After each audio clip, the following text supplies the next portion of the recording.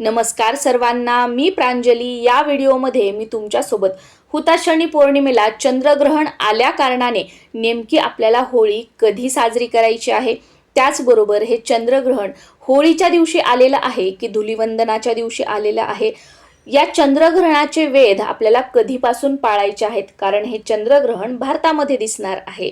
आणि गर्भवती महिला, लहान मुलं, ज्येष्ठ मंडळी यांनी वेधादी नियम कधीपासून पाळायचे आहेत, कारण आपल्यासाठी आणि त्यांच्यासाठी वेगळा टायमिंग असतो. त्याचबरोबर चंद्रग्रहणाचा स्पर्श, चंद्रग्रहणाचा मोक्ष आणि ग्रहणाचा पुण्यकाळ सुद्धा मी तुमच्यासोबत शेअर करणार आहे. होळी, धुलिवंदन आणि चंद्रग्रहणाबद्दल संपूर्ण माहिती या एकाच व्हिडिओमध्ये तुम्हाला मिळून जाईल. त्यामुळे व्हिडिओ हा शेवटपर्यंत नक्की बघावा. आणि सर्वात महत्त्वाचं, चंद्रग्रहण काळामध्ये आपल्याला कोणकोणत्या सेवा करायच्या आहेत हे सुद्धा याच व्हिडिओमध्ये मी तुमच्यासोबत शेअर करणार आहे. यंदा 2026 मध्ये हुताशनी पौर्णिमा ही 2 मार्च सोमवारी संध्याकाळी 5:55 सुरू होत आहे आणि पौर्णिमेची समाप्ती ही 3 मार्च रोजी मंगळवारी सायंकाळी 5:07 होणार आहे.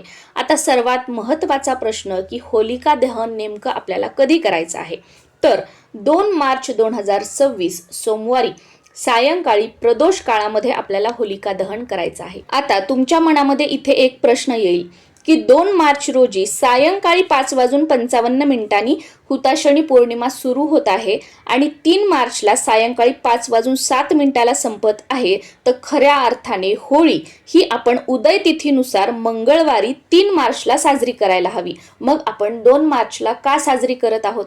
तर थांबा, तुमच्या या प्रश्नाचं उत्तर सुद्धा आता मी तुम्हाला देते. कारण की 3 मार्चला ग्रस्तोदित चंद्रग्रहण आहे, म्हणजे हे चंद्रग्रहण आपल्याला भारतामध्ये सुद्धा दिसणार आहे आणि याचे सगळे वेदाधी नियम आपल्याला पाळायचे आहेत. आणि 3 मार्च रोजी प्रदोष काळ सुरू होण्यापूर्वीच हुताशनी पौर्णिमेची जी तिथी आहे ती समाप्त होत आहे. म्हणून धर्मसिंधू या ग्रंथातील वचनांनुसार होलिका दहन हे आपल्याला 2 मार्च रोजी सोमवारी प्रदोष काळामध्ये करायचं आहे. त्यामुळे चंद्रग्रहणाचा होलिका दहनासाठी कोणताही अडथळा येणार नाही, कारण चंद्रग्रहण जे आहे ते 3 मार्च रोजी मंगळवारी असणार आहे आणि याच दिवशी धुलिवंदन आहे, म्हणजे धुलिवंदनाच्या दिवशीच चंद्रग्रहण आलेलं आहे. होळीचा आणि चंद्रग्रहणाचा काहीही संबंध नाहीये. हे चंद्रग्रहण भारतात दिसणार आहे, त्यामुळे आपल्याला या ग्रहणाचे सगळे वेदाधी नियम सुद्धा पाळायचे आहेत.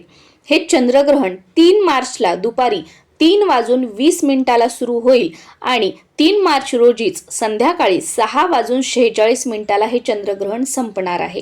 हे चंद्रग्रहण या वर्षातील 2026 मधील पहिलं चंद्रग्रहण असणार आहे. चंद्रग्रहणाचा सूतक काळ हा ग्रहणाच्या 9 तास आधीपासून सुरू होत असतो. त्यामुळे 3 तारखेला सकाळी सूर्य उदयापासून ते संध्याकाळी 6:48 पर्यंत या चंद्रग्रहणाचे वेदाधी नियम आपल्याला पाळायचे आहेत. आता गर्भवती महिला, वृद्ध मंडळी आणि लहान मुलांसाठी सूर्य उदयापासून हे नियम पाळण्याची गरज नाही. तुमच्यासाठी वेगळा टायमिंग आहे, तो सुद्धा आता पुढे मी तुमच्यासोबत शेअर करणार आहे.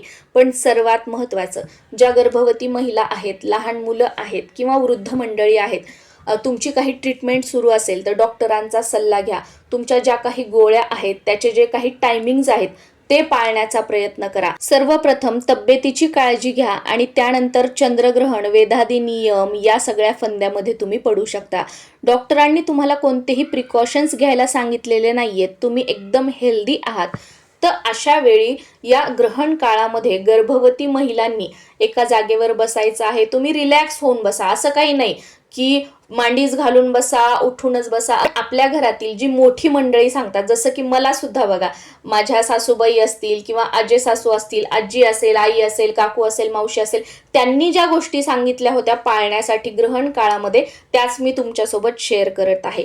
रिलॅक्स आपण बसू शकतो. बाथरूमला जायचं आहे, टॉयलेटला जायचं आहे, फक्त ग्रहण काळामध्ये आपले बोटं मोडायचे नाहीयेत, चाकूने, विळीने काही चिरायचं नाहीये, कात्रीने काहीही कापायचं नाहीये, पायाची आडी घालून बसायचं नाहीये किंवा कोणाची वेणी घालायची नाहीये, आपण स्वतः आपली वेणी घालायची नाहीये, केस विंचरायचे नाहीयेत, ग्रहण बघायचं नाहीये, झोपायचं नाहीये, या गोष्टी करायच्या. बाकी आपण घरामध्ये चक्रा मारू शकतो, फिरू शकतो, रिलॅक्स बसू शकतो.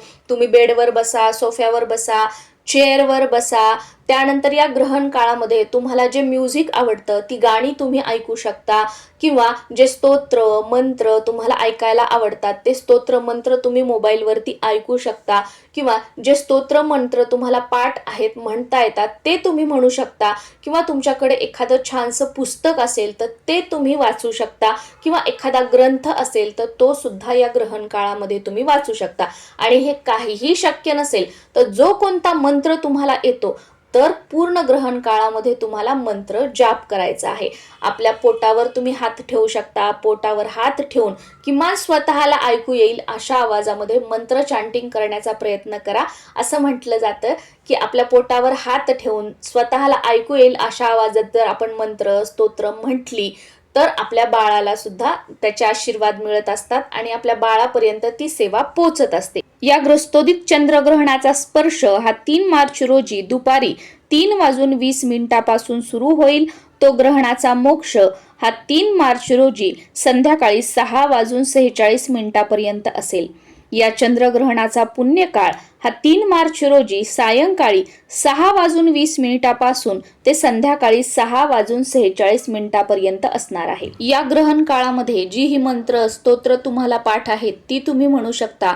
जर तुम्ही गुरुमंत्र घेतलेला असेल तर त्या गुरुमंत्राचा जप सुद्धा तुम्ही या ग्रहण काळामध्ये करू शकता. तुम्हाला जर एखादा मंत्र सिद्ध करायचा असेल तर तोही तुम्ही या ग्रहण काळामध्ये करू शकता, किंवा जी मंत्र स्तोत्र तुम्हाला मोबाईलवर ऐकायला आवडतात तर तीही तुम्ही ऐकू शकता, किंवा टीव्हीवर मोबाईलवर घरात मंत्र स्तोत्र लावून ठेवा म्हणजे सगळ्यांच्याच ती कानी पडतील आणि आपल्या घरामध्ये मंत्र स्तोत्राचे जे ध्वनी आहेत उच्चार आहेत ते पसरतील आणि त्यामुळे घरातील वातावरण सुद्धा सकारात्मक राहील, प्रसन्न राहील. ग्रहण काळात आपण जे शिजवलेलं अन्न आहे, जे साठवलेलं पाणी आहे त्या सर्वांवर तुळशीपत्र ठेवायचं आहे.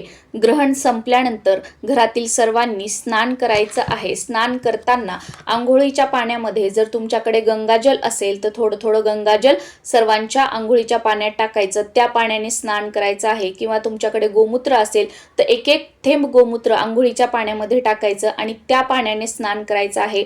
घर झाडून पुसून घ्यायचं आहे, देवपूजा करायची आहे आणि त्यानंतर मग आपण जेवण वगैरे तुम्हाला ज्या काही गोष्टी असतील खायचं प्यायचं असेल त्या आपण करू शकतो. आय होप या व्हिडिओमधून तुम्हाला चंद्रग्रहण आणि होळी संदर्भातील संपूर्ण माहिती मिळालेली असेल.